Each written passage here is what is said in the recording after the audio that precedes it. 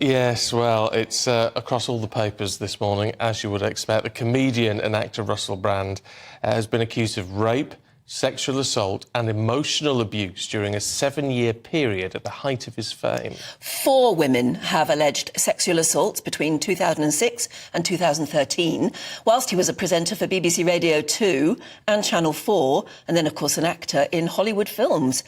Others have made a range of accusations about his controlling, abusive and predatory behaviour. Well, the findings come from a joint investigation by the Sunday Times, The Times and Channel 4 dispatches. The allegations include crew members on his Big Brother spin-off programme claiming they were made to feel as though they were working as a pimp by approaching young women on his behalf, and claims that he raped a woman at his Los Angeles home. Their interviews are voiced by actors in the Channel 4 programme, and you may find some of this content a little bit distressing. He's grabbing at my underwear, pulling it to the side. I'm telling him to get off me, and he won't get off. Like holding me up against the wall, pushing himself in me. He grabbed me and got me on the bed. I was fully clothed and he was naked at this point, and he held me down and he was just aggressively trying to, you know, me. I was like, oh my God, he raped me. He forced his penis down my throat and I couldn't breathe. It was just choking me. I was crying and he said, oh, I only want to see your mascara run anyway. I phoned and somebody asked what it was regarding, and I said, that's regarding Russell Brand being a sex offender. Well, on social media, Brand has denied utterly the allegations and said his relationships have all been consensual. This is what he said on Twitter on Friday evening. Amidst this litany of astonishing, rather baroque attacks are some very serious allegations that I absolutely refute. These allegations pertain to the time when I was working in the mainstream, when I was in the newspapers all the time, when I was in the movies, and as I've written about extensively in my books, I was very, very promiscuous. Now, during that time of promiscuity, the relationships I had were absolutely always consensual. I was always transparent about that then, almost too transparent, and I'm being transparent about it now as well. Well, let's talk to our showbiz reporter, Stephanie Takyi, who's here. Morning, Stephanie. Morning, I mean, these are very serious claims being made. It is. As Russell Brand said there, he's always been transparent about his attitude towards sex and the amount of women he's seen over the years. That's not a shock. What has been shocking now is hearing the side of these 4 women and the claims that they are making against Russell Brand.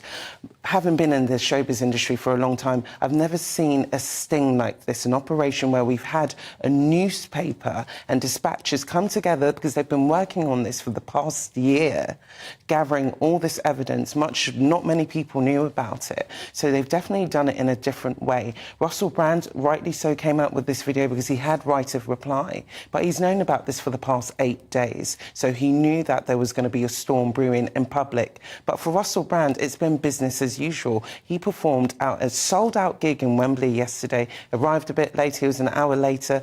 Some people say he was a bit flustered on stage, more than usually he might be. So for Russell Brand, he's determined to fight these allegations, but they have been horrific to hear the side of the story of these women. Yes, and of course, we have to remember, innocent until proven guilty. Yes. And last night will have felt to some people like trial by media. And I think... And it sort of reminds me of the time... Oh, pardon me, I've got a squeaky chair. It sort of reminds me of the time when the BBC sent helicopters to spy in on Cliff Richard's house while it was being raided by police, in that people are going to make up their minds. But actually, what we heard last night was only one side of the story. It was very one-sided and it was very dramatised. You know, I think usually there's a bit of respect if the newspapers are going to break such stories where they might put it in the newspapers and leave this. This was coming coming into people's homes, and they've been working on this, as I said, for the past year. So they've had a very long time to present a very well put together case. But Russell Brand is not someone to take these things lying down. He's been very, very transparent about all of his addictions. He's very much a dark character, but over the past few years, he's transformed himself. He's become almost a cultural activist, and he's actually been someone who's actually been supporting women's rights. So this is why it's at odds, because I feel like they were portraying an old Russell Brand between 2007 and 2006 and 2013, but these are still accusations which people are going to, maybe police are going to have to investigate. But I was going to say, this is where it does become difficult. As Anne said, trial by media, in that, you know, these are very serious allegations, but what we aren't seeing, at the moment at least, is a police investigation. Well, I can imagine that they were watching last night, and, you know, we've had some damaging claims of rape, grooming. One of the accusers is just 16 years old when she met Brand. So for her to be talking about that turmoil, people always ask, why now? Why do you want to speak now? And she feels that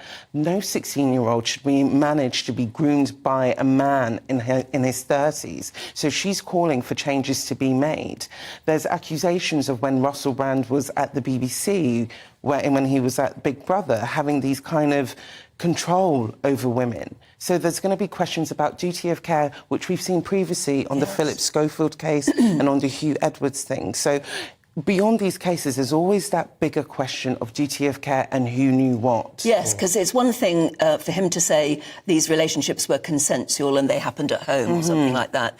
But then there's a whole other issue of things that he is alleged to have done, absolutely appalling behaviour that he is alleged to have made whilst he was at the BBC, in studios, whilst he was at Channel 4, in studios.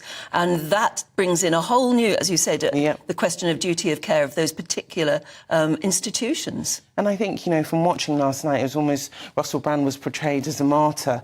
And that's the problem with these kind of situations. You realise, how did someone get away with this kind of behaviour for so long? But it's not surprising to the public. I think, as I've said, Russell Brand has written it in books extensively. You know, he's had a very abusive past. His father used to take him to brothels to sleep with prostitutes. So he's always, you know, he's a dark and sordid character. So it's not a surprise, and that's why I think maybe some of the public will sit on the fence about this situation. Well, we shall, as I say, he denies these very serious claims against him, and we will have to see whether the police do decide or not to take up an investigation. Stephanie, for now, thanks very much indeed.